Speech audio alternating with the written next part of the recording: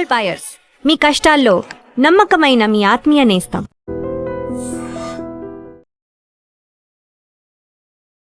నమస్తే, నేను Kavitha. Welcome to I dream news and నిజాలు. తెలంగాణలో స్పెషల్ ఇంటెన్సివ్ రివిజన్ అనేది ఈ రోజు నుంచి ప్రారంభమవుతుంది. జూలై 24 వరకు కొనసాగుతుంది. దీనికి సంబంధించి ప్రభుత్వం పెద్ద ఎత్తున ఏర్పాట్లు చేసింది. దాదాపుగా 89 లక్షల మంది ఓటర్లకి సంబంధించి క్లారిఫికేషన్ కావాల్సి ఉంది. అందులో ఇప్పటికి కూడా గందరగోళం నెలకొన్నటువంటి నేపథ్యం. తుది జాబితాని అక్టోబర్ 1న రిలీజ్ చేయబోతున్నారు. ఇప్పటికే స్పెషల్ ఇంటెన్సివ్ రివిజన్ జరిగిన తర్వాత ఎన్నికల్లో వాటి ప్రభావం కనిపించింది అనేటువంటి వార్తలు వినిపిస్తున్న నేపథ్యంలో తెలంగాణలో ఫేక్ ఓటర్లు లేకుంటే డూప్లికేట్ ఓటర్లు ఎంతమంది ఉండబోతున్నారు, వాటి ఇంపాక్ట్ పార్టీల మీద, ఎలక్షన్స్ మీద ఎలా ఉండబోతోంది. మనతో పాటుగా ఉన్నారు సీనియర్ జర్నలిస్ట్ సురేష్ కొచ్చాతిల్ గారు. సార్ నమస్తే. సో స్పెషల్ ఇంటెన్సివ్ రివిజన్ అనగానే ఇప్పటిదాకా జరిగినటువంటి రాష్ట్రాలు, ఎలక్షన్స్ గుర్తొస్తాయి. అందులో చాలా కీలకంగా కనిపిస్తోంది west Bengal and Tamil Nadu.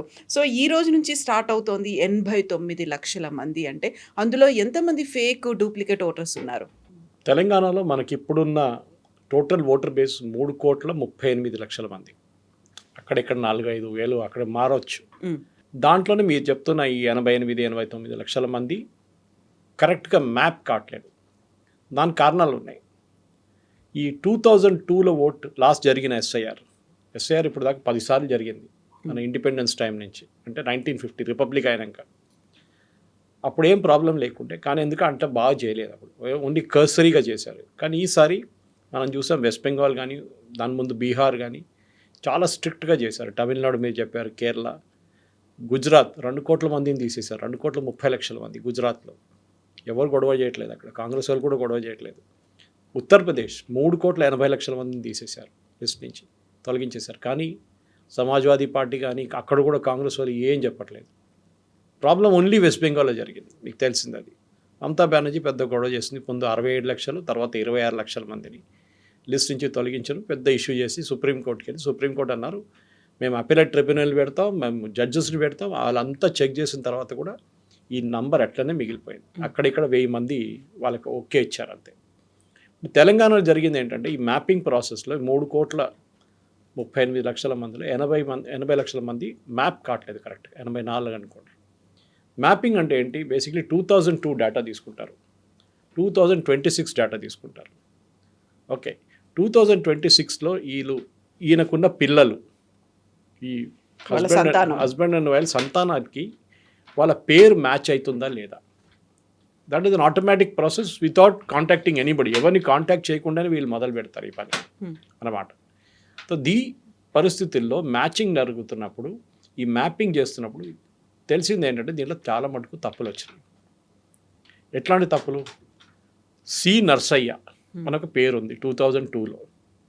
Okay, నాన్నగారు, వాళ్ళకి 2 పిల్లలు ఉన్నారు. వాళ్ళు ఇప్పుడు వాళ్ళ మ్యాపింగ్ జరిగింది. వాళ్ళు 2024 ఎలక్షన్లో ఓటేశారు. సో వీళ్ళు మ్యాపింగ్ చేశారు. కానీ ఇక్కడ వచ్చినప్పుడు చెరుకూరి నర్సయ్య అని వచ్చేసింది పేరు. మ్యాప్ కావట్లేదు. It won't take, the computer won't take. Maybe initial అదే అయి ఉంటుంది, సర్నేమ్ అదే ఉండిండొచ్చు, కాకపోతే ఫుల్ ఫామ్లో ఉండాలి. కరెక్ట్. అట్లాంటి చాలా స్పెల్లింగ్ మిస్టేక్స్ ఉంటుంది. ఒక ఈ బదులు 2 ఈలు కొట్టుంటారు. ఏజ్ 65 బదులు 56 అని కొట్టుంటారు. చాలా తప్పులు జరిగినాయి ఇప్పుడు దాకా. కానీ ఇప్పుడు ఆ క్లీనప్ నడుస్తుంది. ఎస్ఐఆర్ ప్రాసెస్ దానికోసమే. ఫస్ట్ టైం ఒక మ్యాసివ్ క్లీనప్ జరిగిన తర్వాత నెక్స్ట్ టైం చాలా ఈజీ అయిపోతుంది. ఈ మ్యాసివ్ క్లీనప్ ఇప్పుడు దాకా జరగలేదు.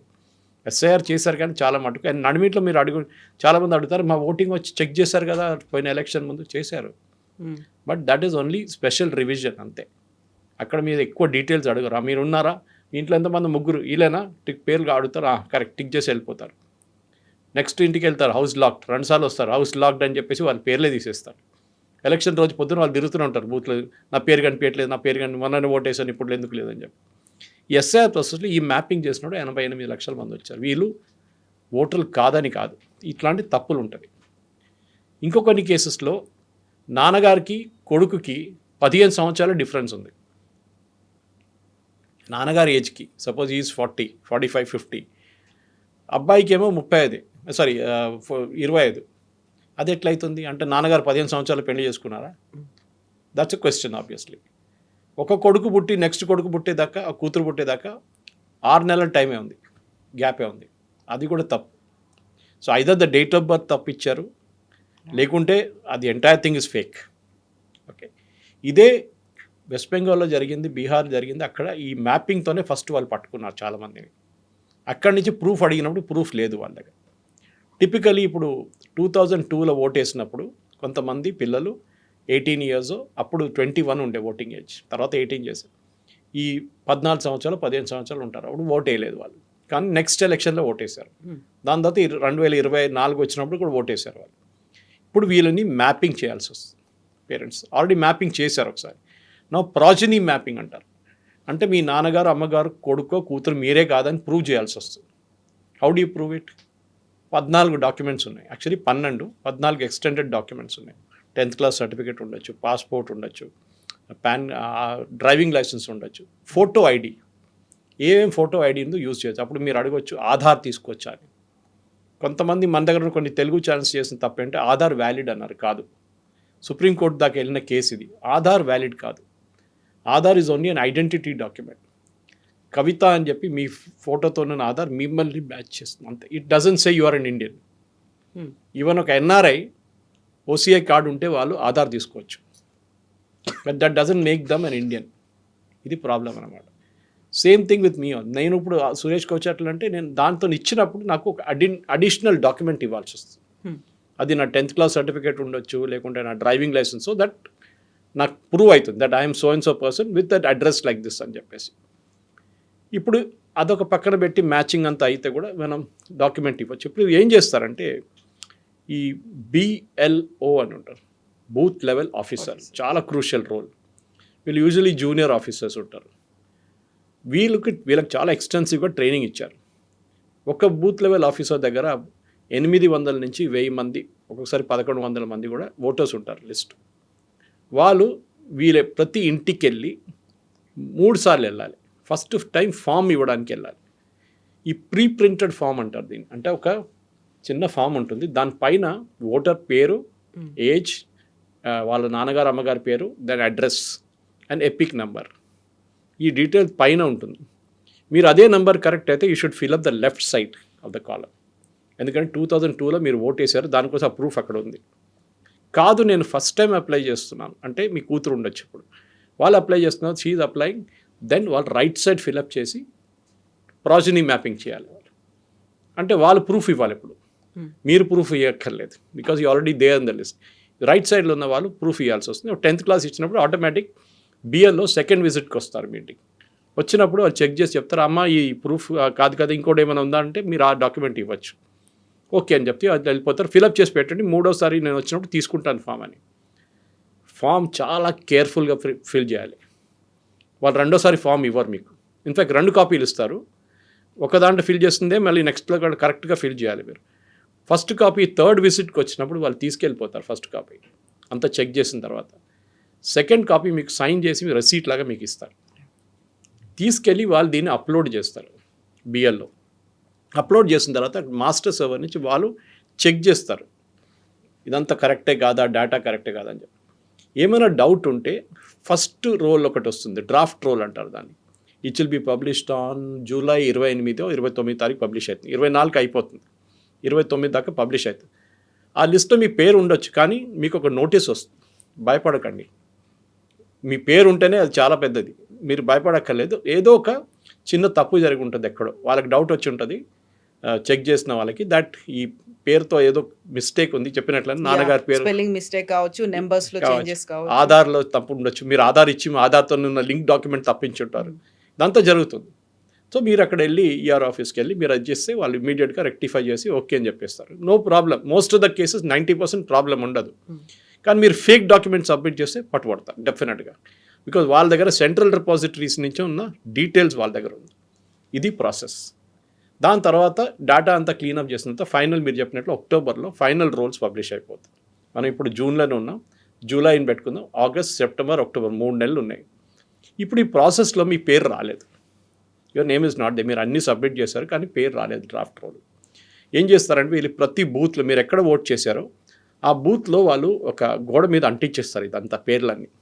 అది కాకుండా ఈ బ్లాక్ లెవెల్ ఏజెంట్స్ అని ఉంటారు, బూత్ లెవెల్ ఏజెంట్స్. ఈ బూత్ లెవెల్ ఏజెంట్స్ అని పొలిటికల్ పార్టీస్ నుంచి. మన దగ్గర తెలంగాణలో 12 పొలిటికల్ పార్టీస్ రికగ్నైజ్ ఉన్నాయి. దాంట్లో చిన్న చిన్న పార్టీస్ కొన్ని ఉన్నాయి. బీఎస్పీ, ఎన్సీపీ, సిపిఎం, సిపిఐ, వీళ్ళ రిప్రజెంటేటివ్స్ ఎక్కువ రారు.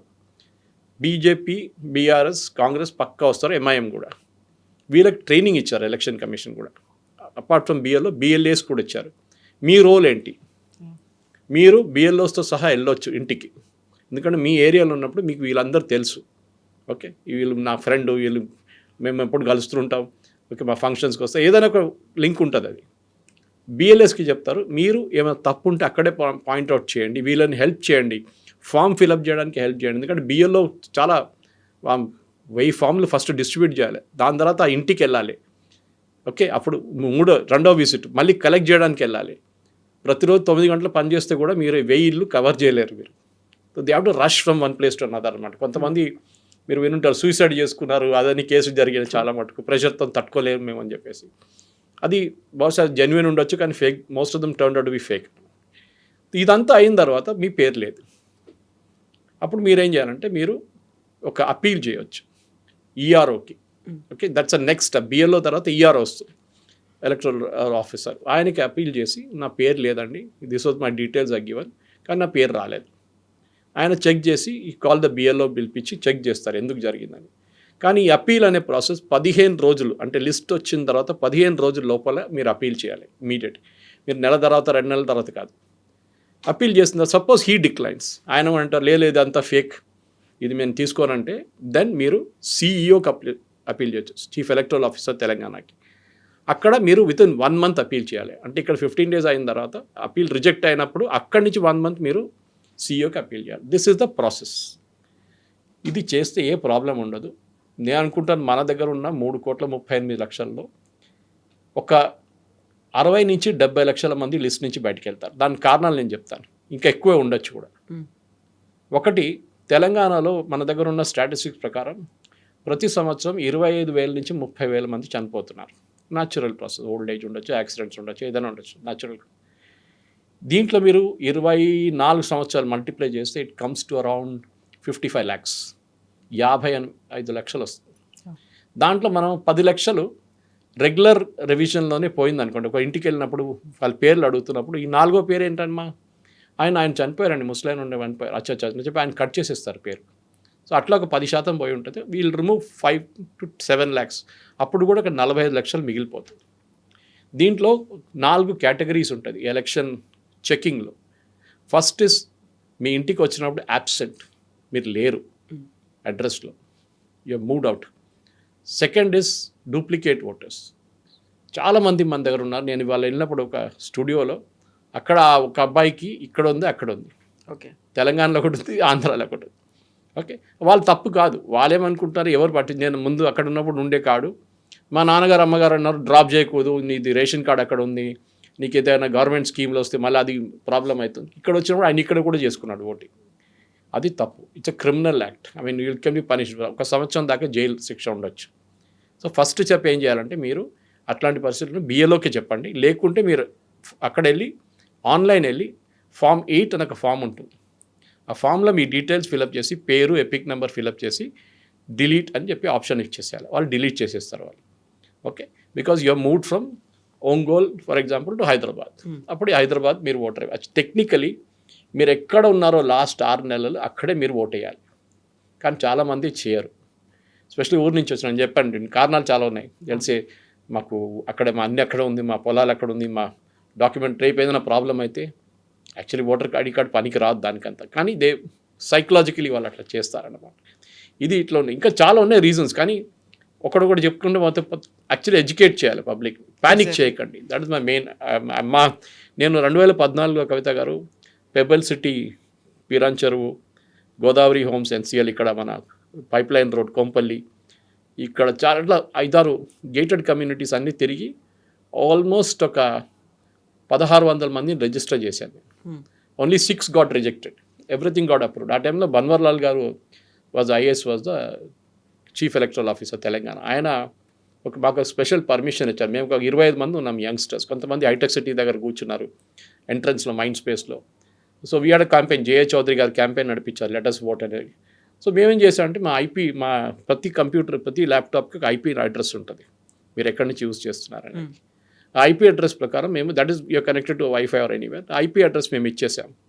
సో వాళ్ళు ఏం చేశారంటే మా ల్యాప్టాప్ బ్లాక్ చేయలేదు, లేకుంటే మీరు లిమిట్ చేసి ఉంచలేదు. ఎందుకంటే మీరు 2, 3, 4 ఫైల్ చేయొచ్చు. సడన్గా మీరు 1500 ఫైల్ చేస్తున్నారు కానీ వాళ్ళకి డౌట్ వస్తుంది. So they remove it for us. So we had easy access అనమాట. సో బహుశా నా అపీల్ ఏంటంటే మన దగ్గర ఉన్న రెసిడెంట్స్ అసోసియేషన్ కానివ్వండి, gated community apartments, even residential కాలనీస్లో వీళ్ళు ఒక సెన్సిటైజేషన్ ఒక సెషన్ పెట్టాల్సి వస్తుంది. వాళ్ళ దాంట్లోనే పెట్టి వీళ్ళు వచ్చినప్పుడు ఏం చేస్తారు, మీరు ఎట్లా బిహేవ్ చేయాలి, ఎందుకంటే ఇవాళ నుంచే మొదలవుతుంది. సో ఇంకోటి చాలా ఇంపార్టెంట్ మర్చిపోయారు, ఈ ఫామ్ ఇస్తున్నప్పుడు ఈ ఫామ్లో ఫస్ట్ ఒక బ్లాక్ అండ్ వైట్ ఫోటో ఉంటుంది. అది మన ఆధార్ కార్డు కన్నా దారుణం ఉంటుంది మన ఫోటో. ఆ ఫోటో ఇప్పుడు యూజ్ చేయలేము ఎందుకంటే అదంతా క్వాలిటీ హొరబుల్ ఉంటుంది. సో ఇప్పుడు ఎలక్షన్ కమిషన్ కలర్ ఫోటోలు పెడుతున్నారు. సో మీ ఒక పాస్పోర్ట్ సైజ్ కలర్ ఫోటో రెడీగా పెట్టుకోండి, అది అంటించాలి ఫామ్ మీద, స్టేపుల్ చేయకూడదు. This is one precaution. So ఇది చేసిన తర్వాత అఫ్కోర్స్ వాళ్ళు వచ్చి చెప్తారు, BLO will come and educate you and all this. కానీ మన వైపు నుంచి కూడా కొంచెం మన ప్రేక్షకులకు మనం చెప్పాల్సి వస్తుంది. ఎగ్జాక్ట్లీ. ఒక రకమైనటువంటి ప్యానిక్ అనేది కనిపిస్తుంది. వెస్ట్ బెంగాల్, ఆ తర్వాత తమిళనాడు చూసిన తర్వాత అక్కడ ఉన్నటువంటి ప్రభుత్వాలు పోయి సరికొత్త ప్రభుత్వాలకి రావడానికి కూడా కారణమే ఎస్ఐఆర్. దానివల్లే బోల్డన్ని ఓట్లు పోయాయి. ఆల్మోస్ట్ 1 కోటి వరకు ఓట్లు పోవడానికి కారణం. కావాలనే కేంద్ర ప్రభుత్వం ఇలా ఏమైనా చేస్తుందా? ఉన్న ఓట్లను తొలగించి వాళ్ళకు అనుగుణంగా ఎవరైతే ఉంటారో వాళ్ళని తీసుకురావడానికే ఎస్ఐఆర్ని తీసుకొచ్చింది అనే వాదన. ఆ 1 కోటి మంది ఎక్కడున్నారు? వాళ్ళు వచ్చి నిలబడాలి కదా ఎక్కడో. 1 కోటి మంది మేము ఉన్నాం, ఈ కాలనీలో 100 మంది ఉన్నాం, మాకు ఓటు ఇవ్వలేదు, లేరు కదా వాళ్ళందరూ బంగ్లాదేశ్ వైపు పారిపోయారు. బీహార్లో కూడా అదే జరిగింది. నేను ఉత్తరప్రదేశ్ ఎగ్జాంపుల్ ఇచ్చాను మీకు. 3,40,00,000 మందిని తీసేశారు, ఎవ్వరు ప్రొటెస్ట్ చేయలేదు అక్కడ. ఇక్కడ ప్రొటెస్ట్ ఒక్కడే వెస్ట్ బెంగాల్లో జరిగింది, ఎందుకంటే దే ఆర్ ఆల్ బంగ్లాదేశీస్. చాలా క్లియర్గా తెలిసిపోయింది, ఎందుకంటే సుప్రీంకోర్టు దాకా వెళ్ళారు.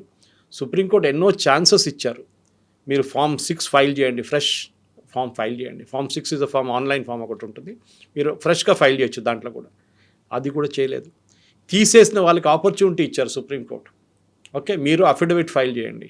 ఓకే, అది మేము బూత్ లెవెల్లో చేసాం. వాళ్ళు ఇమాజిన్ సుప్రీంకోర్టు అంతా they went all the way out అనమాట.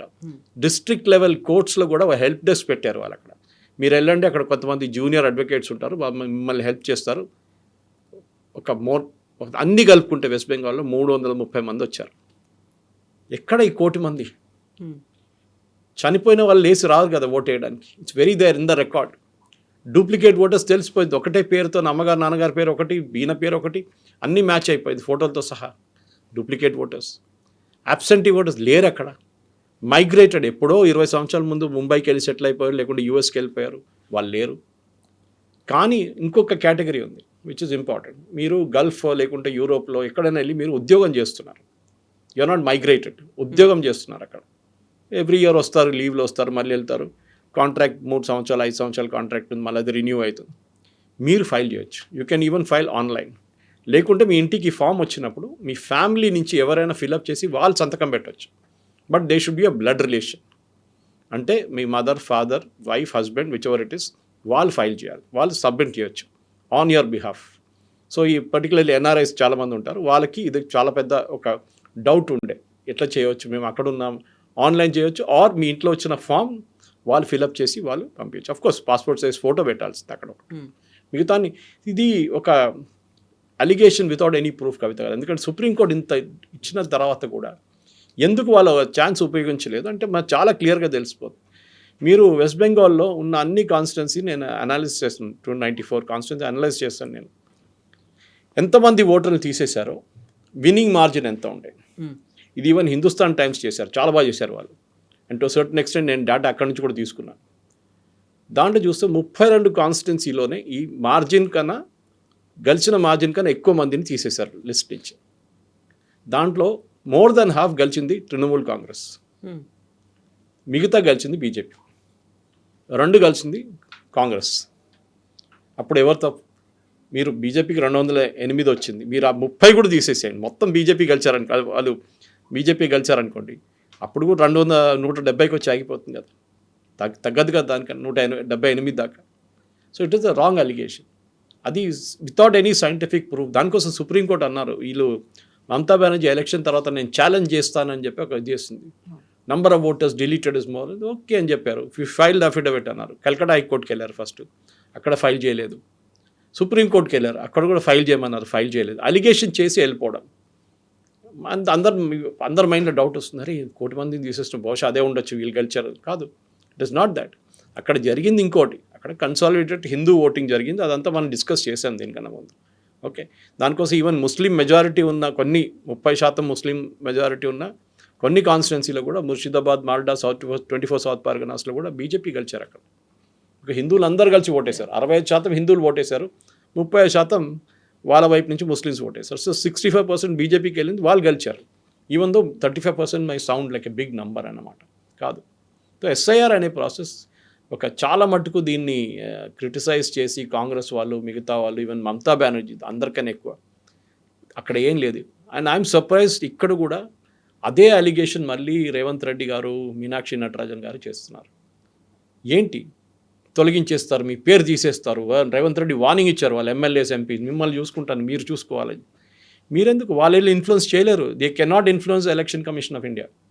మీ దగ్గర డాక్యుమెంట్ లేకుంటే ఇట్ విల్ బీ రిజెక్టెడ్. మీ దగ్గర ప్రాజనీ మ్యాపింగ్ కరెక్ట్ కాకపోతే ఇట్ విల్ బీ రిజెక్టెడ్. మీరు ఏం చేయలేరు. మీరు కోర్టు కూడా వెళ్ళొచ్చు. మీరు సుప్రీంకోర్టుకి ఎన్నోసార్లు వెళ్ళారు మీరు ఆల్రెడీ. ఇక్కడ కూడా మీరు చేయొచ్చు. అది మీరు ప్రాసెస్ ఫాలో చేయండి. మీకు ఒక ప్రాసెస్ ఇచ్చారు, ఇన్ని డాక్యుమెంట్లు. ఇన్ఫ్యాక్ట్ ఐ సజెస్ట్ దట్ మన డిస్క్రిప్షన్లో ఒక లింక్ పెట్టచ్చు ఎలక్షన్ కమిషన్ది. ఆ డాక్యుమెంట్స్ ఏమేమి డాక్యుమెంట్స్ పెట్టాలని చెప్పేసి అది రెడీగా ఉంచుకోండి. వాళ్ళు వచ్చినప్పుడు పరిగెత్తడం కాదు. ఇన్ఫ్యాక్ట్ వాళ్ళు వచ్చి ఫామ్ ఇచ్చేసి వెళ్ళిపోతారు, మీకు చాలా టైం ఉంటుంది. ఓకే, అక్కడ మీరు అడగొచ్చు కూడా డౌట్ ఉంటే. ఇంకోటి, ఆ ప్రీ ప్రింటెడ్ ఫామ్ వస్తుంది మీ ఇంటికి వచ్చిన. ఐ థింక్ ఐ ఎక్స్ప్లెయిన్ చెప్పాను నాకు గుర్తులేదు. ఆ ప్రీ ప్రింటెడ్ ఫామ్ కింద వాళ్ళ మొబైల్ నెంబర్ ఉంటుంది బిఎల్లో. ఇన్ఫ్యాక్ట్ నాకు మా ఏరియాలో ఉన్న బిఎల్లో అల్వాల్లో she call me 1 month ago. 1 నెల ముందు నాకు ఫోన్ చేసి, సురేష్ గారు ఇట్లా మీ ఉన్న ఎపిక్ నెంబర్, ఇప్పుడున్న ఎపిక్ ఫామ్, అది ఫోటోది కార్డ్, నాకు ఒక ఫోటో పంపిస్తారా అన్నారు. నేను పంపించాను. ఇవాళ నాకు డౌట్ వచ్చింది, ఆమెకి నా మొబైల్ నెంబర్ ఎక్కడి నుంచి దొరికింది? మొబైల్ నెంబర్ పబ్లిక్ డొమైన్లో లేదు కదా అని చెప్పి నేను ఫోన్ చేశాను ఆమెకి. ఫోన్ చేస్తే ఏమన్నది, మాకు డేటా, ఎలక్షన్ కమిషన్ ఇచ్చిన డేటాలో ప్రతి ఓటర్తో సహా వాళ్ళ మొబైల్ నెంబర్ ఉంది, ఎక్కడెక్కడ ఉందో అక్కడ. దానికోసం మిమ్మల్ని ఫోన్ చేసి అడిగాను నేను అని చెప్పి. Now I'm assured, okay, the privacy issue లేదు కదా అని చెప్పేసి. ఎందుకంటే మనం దీంట్లో కూడా మొబైల్ నెంబర్ ఇస్తున్నాం, ఆధార్ కార్డ్ నెంబర్ ఇస్తున్నాం. ఈ డాక్యుమెంట్స్ అన్నీ రెడీ పెట్టుకోండి. వాళ్ళు వచ్చినప్పుడు, సెకండ్ విజిట్కి వచ్చినప్పుడు మీరు ఫామ్ చూపించి ఒకసారి, అమ్మ ఇది కరెక్టే ఫిలప్ చేశానో చూడండి, వాళ్ళు ఏమైనా మార్పులు ఉంటే చెప్తారు. నా వైపు నుంచి ఒక సజెషన్ ఉంది, మీరు పెన్సిల్తో ఫిలప్ చేయండి first. Don't fill up with a pen, ఎందుకంటే తప్పులు కాకూడదు. మీరు ఒకసారి మన ఎగ్జామ్లో రాస్తున్నట్లు కొట్టి మళ్ళీ రాయడం కాదు. ఈ పెన్సిల్తో ఫిలప్, ఎందుకంటే 5-10 ఫీల్డ్స్ ఉంది అంతే, మీకు 1 minute అయిపోతుంది అది. కానీ మీరు నాన్నగారి పేరు, మీ పేరు రాసేటప్పుడు చాలా కేర్ఫుల్ ఉండాలి. మీ అడ్రస్ రాసేటప్పుడు చాలా కేర్ఫుల్ ఉండాలి. మీ పిన్ కోడ్ రాసేటప్పుడు కేర్ఫుల్గా ఉండాలి. మీ ఆధార్ కార్డ్ నెంబర్ ఎంటర్ చేసినప్పుడు, మీ మొబైల్ నెంబర్ ఎంటర్ చేసినప్పుడు కేర్ఫుల్ ఉండాలి. మీరు ముందు పెన్సిల్లో రాసి ఒకసారి వాళ్ళు ఓకే అని చెప్తే, వాళ్ళు వెళ్ళిపోయిన తర్వాత మీరు మళ్ళీ మొత్తం ఫిలప్ చేసి 3వ విజిట్లో వాళ్ళు ఈ ఫామ్ కలెక్ట్ చేసుకుంటారు. ఇప్పుడు మన దగ్గర కూడా రోహింగ్యా కాలనీలు ఉన్నాయి, లేకుంటే బంగ్లాదేశ్ నుంచి వచ్చిన వాళ్ళు ఉన్నారు అని అనుకున్నప్పుడు వీళ్ళందరినీ మనం ఇన్ఫిల్ట్రేటర్స్ అనలేము. కాకపోతే ఇల్లీగల్గా వచ్చినటువంటి మైగ్రెంట్ వర్కర్స్, లేకుంటే అక్కడ ప్రజలు అక్కడ ఉండొచ్చు. వాళ్ళందరికీ సంబంధించి వాళ్ళు పంపించేసేయాలా? పార్టీల పరంగా, ప్రభుత్వం పరంగా ఎట్లా చూస్తోంది ఇవి ఎస్ఐఆర్ వస్తుంది అంటే? మనం దీన్ని సపరేట్ చేయాలి కవిత గారు. Rohingyas separate, Bangladesh separate. Rohingyas Myanmar నుంచి వచ్చారు. వాళ్ళు ఇండియాకి వచ్చినప్పుడు వాళ్ళు ఫస్ట్ ఏం చేస్తారంటే, United nations high commission for refugees అని చెప్పి ఒక బాడీ ఉంది, UNHCR. ప్రతి సిటీలో ఉంటుంది వాళ్ళకి యూనిట్. ఢిల్లీలో మెయిన్ ఆఫీస్ ఉంటుంది. వాళ్ళు ఏం చేస్తారంటే, ఈ రెఫ్యూజీస్ వచ్చి మేము ఇట్లా అక్కడి నుంచి పారిపోయాము, అక్కడ పెద్ద గొడవ నడుస్తుంది, చంపేస్తున్నారు, మా ఇల్లు తగలబెట్టేశారు, మేము వచ్చేసామంటారు. సో వాళ్ళ పేరు డీటెయిల్స్ తీసుకొని వాళ్ళకి కార్డు ఇస్తారు, UNHCR కార్డు. దాంతోపాటు ప్రతి నెల వాళ్ళకు డబ్బులు ఇస్తారు బతకడానికి. వాళ్ళ పిల్లలు ఉన్నారు, 2-3, husband wife. So the certain amount, నాకు అమౌంట్ ఎగ్జాక్ట్ గుర్తులేక అమౌంట్ ఇస్తారు వాళ్ళు. వాళ్ళకి ఒక లీగల్ రైట్ ఉంది ఉండడానికి. ఎక్కువ రోజులు కాదు, you cannot stay here for. Supreme court చెప్పారు చూడండి, ఇదే కేసులో చెప్పారు, రోహింగ్యా కేసులో. ధర్మశాల కాదు మంది. వేరస్ బంగ్లాదేశ్ ఈజ్ ఇల్లీగల్ ఇన్ఫిల్ట్రేట్స్. మన దేశంలో మీరు వీసా లేకుంటే వస్తే, వీసా అండ్ పాస్పోర్ట్ లేకుండా మన దేశంలో దూరితే you can be put in the jail, మిమ్మల్ని జైలు వేయవచ్చు. దానికోసం అస్సాంలో కానీ తమిళనాడులో కూడా, తమిళనాడులో మన శ్రీలంకన్ క్రైసిస్ జరిగినప్పుడు అక్కడ కూడా డిటెన్షన్ సెంటర్స్ పెట్టారు. ఇప్పుడు కూడా ఉంది అది. సేమ్ అస్సాంలో ఉంది, సేమ్ వెస్ట్ బెంగాల్లో ఉంది.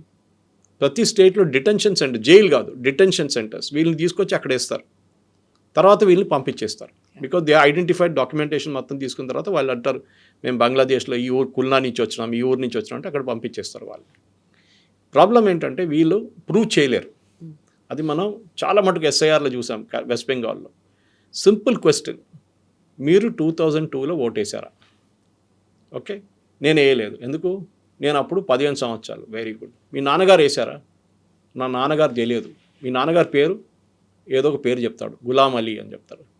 ఓకే, గులాం అలీ ఎక్కడ ఓటేశాడు? నాకు తెలియదు. ఆయన ఎక్కడి నుంచి వస్తాడో నాకు తెలియదు. ఏం అడిగితే తెలియదు అంటాడు. వీళ్ళేం చేస్తారు, సరే లాస్ట్ సమ్ ఐడియా, ఓకే ఆయన దమ్దమ్లో ఓటేసిండు అంటారు. దమ్దమ్లో వెళ్ళి చెక్ చేస్తారు, ఇట్లాంటి పేర్లో 5-6 మంది ఉన్నారు. సరే ఈ గులాం అలీ నాన్నగారి పేరు, మీ గ్రాండ్ ఫాదర్ పేరు గుర్తుందంటే గుర్తుంది. పేరు చెప్పు. ఏదో ముబారక్ అలీ అని చెప్తారు. Mubarak Ali, very good. అది చెక్ చేస్తే అది కూడా మ్యాచ్ కాదు. వాళ్ళు లేరు ఇక్కడ. 2002 they were not in India. Or ఈడు వచ్చినోడు ఇంకొక నాన్నగారి పేరు చెప్తారు. అది జరిగింది వెస్ట్ బెంగాల్లో. ఒక మనిషి, ఒక ఆయన పేరు మీద 18 మంది సపరేట్ ఓటర్ ఐడి తీసుకున్నారు. Different families. నాన్నగారు అంతా ఒకటే. 1% is what you call father for about 18 different families. అది ఎట్లా జరుగుతుందండి? అక్కడే ఫేక్ పట్టుకుంటారు వీళ్ళు. అది దానికోసం బెంగాల్ నుంచి వచ్చిన, వెస్ట్ బెంగాల్ నుంచి వచ్చిన వాళ్ళు చాలామంది పారిపోయారు. కొంతమంది మిగతా స్టేట్స్కి వెళ్ళిపోయారు. వాళ్ళకి తెలిసిపోయింది వాళ్ళు పట్టుకుంటారని. దానికోసం బార్డర్ వైపు పారిపోయారు వాళ్ళు. Because you can be put in the detention centre. దానికోసం సువేందు అధికారి చాలా క్లియర్గా చెప్పారు, మన దగ్గర చట్టం ఉంది, just catch them, give them to BSF, అప్పగించేసేయండి వాళ్ళకి, వాళ్ళు చూసుకుంటారు, వాళ్ళకి ఒక ప్రాసెస్ ఉంది. సో మన దగ్గర కూడా రోహింగ్యాలు కానీ, రోహింగ్యాకి అసలు రైట్స్ లేదు, వాళ్ళ పక్కన, but they can stay here, వాళ్ళకి అదొక ఇది ఉంది. కానీ వీళ్ళకు బంగ్లాదేశ్లకు అట్లా కాదు, దే ఆర్ ఇల్లీగల్. వాళ్ళని చూడగానే పట్టుకోవాలి వాళ్ళని. అది మన దగ్గర చేయట్లేదు చాలా మటుకు. ఎంత స్ట్రిక్ట్ ఉంటారో అస్సాంలో, వెస్ట్ బెంగాల్లో, to certain extent Jharkhand and Bihar, అంత మన దగ్గర లేరు. మన దగ్గర కూడా స్ట్రిక్ట్, ఎస్పెషలీ ఈ కన్స్ట్రక్షన్ సెక్టర్లో చాలామంది ఉంటారు ఇట్లా. ఇప్పుడు కేరళలో మొన్న ఒకటి దొరికారు, 2 బంగ్లాదేశ్లు, నిన్న ఎస్టర్డే ఈవినింగ్ పట్టుకున్నారు. వాళ్ళ దగ్గర ఆధార్ ఉంది, రేషన్ కార్డు ఉంది, ఓటర్ ఐడి కార్డు ఉంది. ఎట్లా వచ్చిందండి వాళ్ళకి ఇదంతా? ఆబ్వియస్లీ ముందు కమ్యూనిస్ట్ వాళ్ళ హయాం నుంచే ఒక పెద్ద ఇండస్ట్రీ ఉండే ఇక్కడ. వాళ్ళు బార్డర్ నుంచి ఇక్కడ రాగానే ఇమీడియట్గా వాళ్ళకి ఫస్ట్ రేషన్ కార్డు తయారు చేస్తారు, బర్త్ సర్టిఫికేట్ తయారు చేస్తారు, స్కూల్ లివింగ్ మాధ్యమిక సర్టిఫికేట్, వెస్ట్ బెంగాల్లో మాధ్యమిక అంటారు, మాధ్యమిక సర్టిఫికేట్ తయారు చేస్తారు. దాని తర్వాత మీరు ఇప్పుడు ఆధార్ కార్డు మొదలైంది, ఇప్పటి నుంచి ఆధార్ కార్డు వచ్చి లాస్ట్ 10-15 years ఉంది, ఆధార్ కార్డు ఇచ్చేస్తారు, ఇండియన్ సిటిజన్స్ అయిపోతారు. తర్వాత కావాలంటే పాస్పోర్ట్ కూడా తీసుకుంటారు. ఎందుకంటే పోలీసు వాళ్ళు కూడా వీలవాలి కదా, వాళ్ళు ఇన్స్పెక్షన్లో క్లీన్ రిపోర్ట్ ఇచ్చేస్తారు. అది this difference. So I'm try to explain, బంగ్లాదేశ్లో ఎప్పుడు రోహింగ్యాలు, బంగ్లాదేశ్ని ఇమ్మీడియట్గా ఎక్స్పెల్ చేయాల్సింది. అండ్ ఈ ప్రాసెస్లో వాళ్ళు ఇప్పుడు ఎస్ఐఆర్ ఇక్కడ మొదలైతే ఇక్కడి నుంచి వెళ్ళిపోతారు చాలామంది. చూడండి, చాలామంది ఇక్కడి నుంచి వెళ్ళిపోతారు, ఎందుకంటే వాళ్ళని పట్టుకుంటారని భయం ఉంటుంది. నెక్స్ట్ ఎస్ఐఆర్ జరిగిన స్టేట్కి వెళ్తారు. ఇప్పుడు state like for example Tamil Nadu, ఇక్కడ ఎస్ఐఆర్ అయిపోయింది, సో అక్కడ వెళ్ళి ఉంటే ఎవరు పట్టుకోరు మిమ్మల్ని. ఇది this is the main reason. So నేను last as a sign off line ఇది చెప్తున్నాను మన ప్రేక్షకులకి, మీరు దీన్ని ఇప్పుడు జరుగుతున్న పొలిటికల్ కాంట్రవర్సీని పక్కన పెట్టండి. మీరు అది అసలు పక్కన చూడకండి. మీ బిఎల్ఎల్ని కాంటాక్ట్ చేయండి. బూత్ లెవెల్ ఏజెంట్స్ ఉంటారు, మీ ఏరియాలో ఉంటారు, మీ ఫ్రెండ్సే ఉండొచ్చు, వాళ్ళని కాంటాక్ట్ చేసి ఈ ఫామ్ ఫస్ట్ వచ్చినప్పుడు మీరు ఆ ఫామ్ తీసుకొని ఎట్లా ఫిలప్ చేయాలని వాళ్ళ దగ్గర అడగండి. అండ్ నేను చెప్పినట్లు పెన్సిల్తో ఫిలప్ చేయండి ఫస్ట్ టైం. ఒకసారి సెకండ్ విజిట్కి బిఎల్లో వచ్చినప్పుడు మీరు అడగవచ్చు, లేకుంటే ఫోన్ చేసి కూడా కనుక్కోవచ్చు, అమ్మ నాకు డౌట్ వస్తుంది, ఇది ఏం ఫిలప్ చేయాలని అడిగితే వాళ్ళు చెప్పిస్తారు. వాళ్ళకి ప్రతి బిఎల్లో దగ్గర నేను చెప్పినట్లు 800 నుంచి 1000 మంది ఓటర్లు ఉంటారు. So they have some time, కానీ అంత టైం కూడా ఉండదు వాళ్ళ దగ్గర. కానీ చాలా కేర్ఫుల్ ఉండాలి అండ్ దీన్ని ఇగ్నోర్ చేయకండి. ఇంకోటి, ఆంధ్ర వైపు June 15th మొదలైపోయింది ఎస్ఐఆర్. సో మనకన్నా 15 రోజులు ముందు బంద్ అవుతుంది అక్కడ కూడా. అవర్స్ July 24th అంటే వాళ్ళకి బహుశా July 14th అయిపోతుంది. సో ఆంధ్ర వైపు నుంచి చాలామంది ఇక్కడ ఉన్నారు. వాళ్ళు ఏమంటారు, మా అమ్మ నాన్నగారు ఉన్న వాళ్ళు చూసుకుంటారు. సారీ, ఫోన్ చేసి కనుక్కోండి, మీ బిఎల్ఓ నెంబర్ తీసుకోండి, మీ బిఎల్ఏస్ ఎవరు ఉంటే వాళ్ళకి ఫోన్ చేయండి. నేను రావాలని ఒక రోజుకి నన్ను వస్తే నేను వచ్చి చేయించుకుంటాను అని అంటే వెళ్ళి చేయించుకోండి. ఇగ్నోర్ చేయకండి, ఎందుకంటే this is link to your citizenship. Suvendu అధికారి సుప్రీంకోర్టులో వాళ్ళొక పెటిషన్ పెట్టారు. యాజ్ సూన్ యాజ్ ఈ సుప్రీంకోర్టులో final hearing Bihar and west Bengal జరిగిందో, సుప్రీంకోర్టు ఏమన్నారంటే ఈ ఫైనల్ ఓటర్ లిస్ట్ ప్రతి స్టేట్ గవర్నమెంట్ హోమ్ డిపార్ట్మెంట్కి అప్పగించండి. వాళ్ళు ఏం చేశారు, that is the final citizenship list అని తీసుకొని రేషన్ కార్డుతో లింక్ చేసిన వాళ్ళు అందరిని తీసేశారు. ఆ లిస్టులో లేని వాళ్ళని, గవర్నమెంట్ బెనిఫిట్ తీసుకుంటున్న వాళ్ళు అందరిని తీసేశారు. ఈ డేంజర్ మన దగ్గర కూడా రాబోతుంది. సో మనం ఏదో ఎలక్షన్ కార్డు కదా నాకు అక్కర్లేదు నేను ఓట్ వేయను అని చెప్పి వెళ్తే ఎలక్షన్ కార్డు ఒకటే కాదు, నౌ ఇట్ ఇస్ చాలా పోయింది. సో కొంచెం సీరియస్గా తీసుకోండి. అండ్ మీరు మీ వైపు నుంచి ఏదైనా డౌట్ ఉంటే మీ బిఎల్ఓ కానీ బిఎల్ఏని కాంటాక్ట్ చేయండి. Yes sir, thank you. Thank you very much.